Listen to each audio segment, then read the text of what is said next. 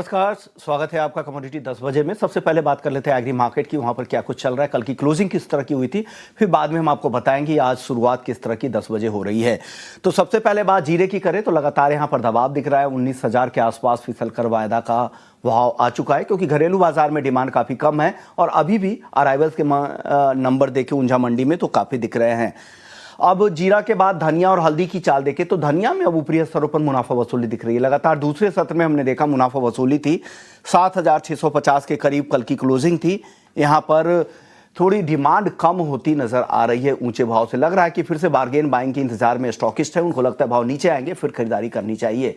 हल्दी में कहा जा रहा है कि इस सीजन मॉनसून काफी बेहतर है, उससे बुआई के नंबर काफी अच्छे हैं, उसका सपोर्ट, उससे यहाँ पे दबाव बन रहा है ऊपरी स्तरों पर। तेजी टिक नहीं पा रही है, 13,200 के नीचे हल्दी आ चुका है और 1,000 रुपए के रेंज में पिछले कई सत्रों से ये वायदा घूम रहा है। ग्वारसीड ग्वारगम एक मोमेंटम के बाद वापस से यहां पर कल सुस्ती दिखी थी।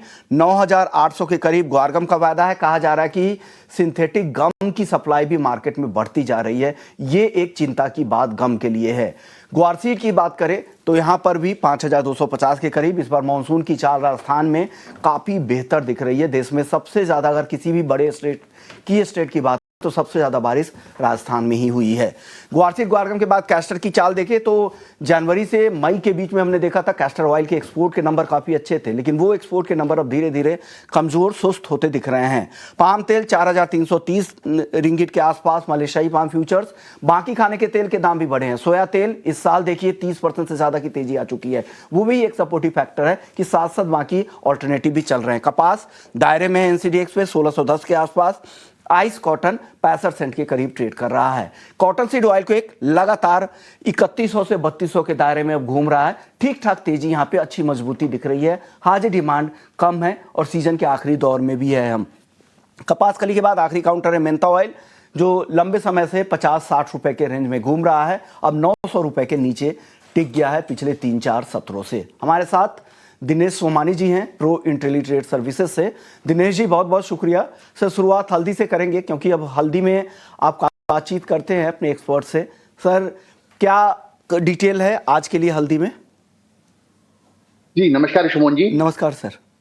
ये बिल्कुल अराइवल्स तो बिल्कुल कम ही है क्योंकि लीन पीरियड है, अभी सोइंग का समय है, मैक्सिमम सोइंग की हो भी चुकी है, फसल भी अनुकूल है, मौसम भी अनुकूल है, सारी बातें इसमें सच है। सिर्फ इसमें स्टॉक्स काफी कम है, जो कैरी फॉरवर्ड स्टॉक्स कम है वो प्राइजेस को मेंटेन कर रहा है। और अगर बोर्ड की बात करूं तो वॉल्यूम एकदम मुरझा सा गया है। और प्राइस की बात करूं तो एक रेंज बाउंड एक्टिविटी होगी, नीचे में 12,800 12,900 यहाँ पर सपोर्ट आ जाता है और 13,600 13,700 पे रेजिस्टेंस आ जाता है। हाल फिलहाल मुझे लगता है अगस्त का महीना इस दायरे में ही निकाल देगा। सोइंग का अपडेट और उसकी जानकारी आगे आने पर नेक्स्ट दिशा इसकी पता चलेगी। हाल फिलहाल मुझे लगता है कि 12,800 12,900 13,600 13,700 ये दायरा मेंटेन करेगा।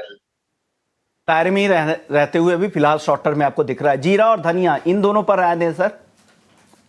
अराइवल प्रेशर जो है जीरे को बिल्कुल उठने नहीं दे रही है, साथ ही साथ एक्सपोर्ट डिमांड भी थोड़ी सुस्त है, डोमेस्टिक ग्राहकी भी ठंडी पड़ी। तो मुझे लगता है कि ओवरऑल जीरा जो है ये वीक बाय से ही ट्रेड कर रहा है। डाउनसाइड मुझे लगता है कि 18,800 18,900 ये लेवल्स है, अपसाइड मुझे लगता है कि 19,600 19,700 ये दायरा है। 1,000 रुपए का दायरा है, जीरा उसी में ट्रेड करता हुआ नजर आता है नेगेटिव बायस से। और अगर धनिया की बात कहूं मैं तो 6800 के लेवल से 7800 के लेवल ऑलमोस्ट 12-13% की तेजी उसमें आ चुकी है। कुछ मुनाफा वसूली निश्चित तौर से यहाँ देखी जा सकती है। 7750 7780 इस दायरे में मुझे लगता है कि सप्लाई जोन है, यहाँ पर दोबारा एक बार बिकवाली बन सकती है। 7510 7520 अगर आता है तो वहीं पर ही बाइंग बनेगी। एक करेक्टिव फेस का वेट करना चाहिए। 7510 के आसपास दोबारा इसमें खरीदारी लौट कर आ सकती है। ओके, तो यहां से 140 रुपया और गिर नीचे आने दे फिर खरीदारी करें 7510 के आसपास। और जीरे के शुरुआती टिक्स आ भी गए हैं। 100 रुपए नीचे जीरा का वायदा खुला है, करीब करीब कह सकते हैं 100 रुपए से ज्यादा की गिरावट है। 19,000 के करीब जीरा वायदा ट्रेड कर रहा है। सर ग्वार बता दीजिए, कल के सत्र में ग्वार में काफी सुस्ती थी, आज क्या होने वाला है? सर एक और खबर आ रही है कि गम, सिंथेटिक गम की सप्लाई मार्केट में बढ़ रही है। सिंथेटिक गम तो निरंतर पहले भी आ रहा था और अभी भी आ रहा है, लेकिन जो काम हमारा ओरिजिनल गम करता है वो उसका रिप्लेसमेंट अभी हाल फिलहाल मुझे नहीं लगता कि सिंथेटिक गम कंप्लीटली करेगा। रही बात प्राइजेस की तो अभी पूरे अक्रॉस द बोर्ड अगर कोई भी काउंटर उठाकर देख लो तो वॉल्यूम एकदम मुरझा गया है। मैक्सिमम वॉल्यूम जो है इक्विटी मार्केट और गोल्ड एंड सिल्वर की तरफ मुड़ गया है। इसी के चलते यहाँ पर वोलेटिलिटी भी सुस्त है और मार्केट में जो है लोगों का इंटरेस्ट ये काफी कम है। प्राइजेस की अगर मैं बात करूं तो मुझे लगता है कि 5200 का बेस ग्वारशीट मेंटेन करके चलेगा। दो बारिशें बहुत ज्यादा हो गई, लेकिन इस प्राइजेस ने एक बेस बना लिया है, एक सपोर्ट बना लिया है। और इसमें जो है पिछले साल के स्टॉक में से काफी ज्यादा माल घटा भी है, जिसके चलते फ्रेश सप्लाई भी मार्केट में नहीं आ रही है। तो ओवरऑल अगर मैं प्राइस की बात करूं तो डाउन साइड 5200 अपसाइड मुझे लगता है कि 5340 5360 या दायरा ग्वारशीट मेंटेन करता हुआ नजर आएगा। ओके, 5340 ऊपर में, 5210 5220 नीचे में।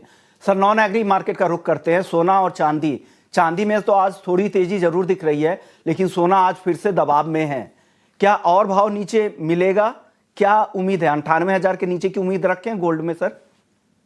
कि 97,300 से गोल्ड करीब करीब 3 से 4 दिन में 1,05,000 के आसपास का ट्रेड किया, मतलब करीब करीब 3,000 रुपए की तेजी उसमें हुई। उसके बाद एक शार्प फॉल हमने 2,000 रुपए का आता हुआ देखा, जहां प्राइजेस में दोबारा 98,300 के लेवल्स हमें देखने मिले। मुझे लगता है कि 98,400 98,420 के आसपास कहीं ना कहीं दोबारा एक बार सपोर्ट लेगी प्राइजेस, और यहां से एक बार दोबारा 98,800 99,200 ये लेवल मुझे लगता है कि अपसाइड पोटेंशियल एक बार ये दिखा सकता है। लेकिन अब जो है 98,140 का इसमें 6 स्टॉप लॉस मेंटेन करना चाहिए। गोल्ड और सिल्वर की अगर मैं दोनों का कंपैरिजन करूं तो मुझे लगता है कि सिल्वर थोड़ी ज्यादा स्ट्रांग है गोल्ड के मुकाबले। ऊपरी लेवल से गोल्ड ने करीब करीब 2,000 रुपए निकाल दिए, जबकि सिल्वर मात्र 1,000 रुपए नीचे चल रही है अपने इंडियन मार्केट में ऑल टाइम हाई के मुकाबले। 1,16,630 ये करीब करीब ऑल टाइम हाई बना था, वहां से करेक्टिव फेज हमें देखने मिला। 1,15,300 15,400 भी ट्रेड कर रहा है। 1,14,300 का कल हमने बनते हुए देखा है। मुझे लगता है कि शायद थोड़ा सा अगर यहां से और पर 300 से 400 रुपया बढ़ता है, 1,15,830 के आसपास मुझे लगता है शायद एक बार बिकवाली लौट कर आ सकती है। डाउनसाइड सपोर्ट मुझे लगता है कि 1,14,700 यह दिखाना चाहिए, और जो ऑल टाइम हाई है इसका 1,16,640 वो स्टॉप लॉस मेंटेन करना। शुक्रिया सर। अब वक्त हो चुका